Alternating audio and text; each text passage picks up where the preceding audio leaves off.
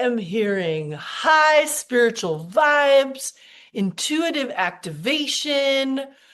I'm hearing innovation is coming through.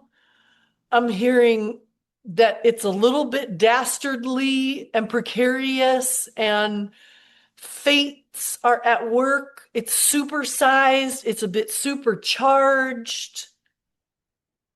So make your choices accordingly.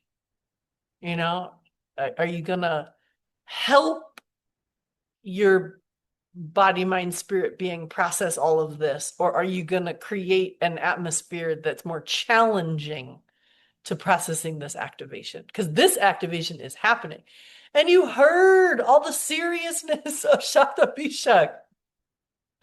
This is no, you're not playing in this nakshatra. This is the in the grind, the mill grinder itself. This is Saturnian business with a Rahuian flavor. Also, make sure you're buckled, like safety first.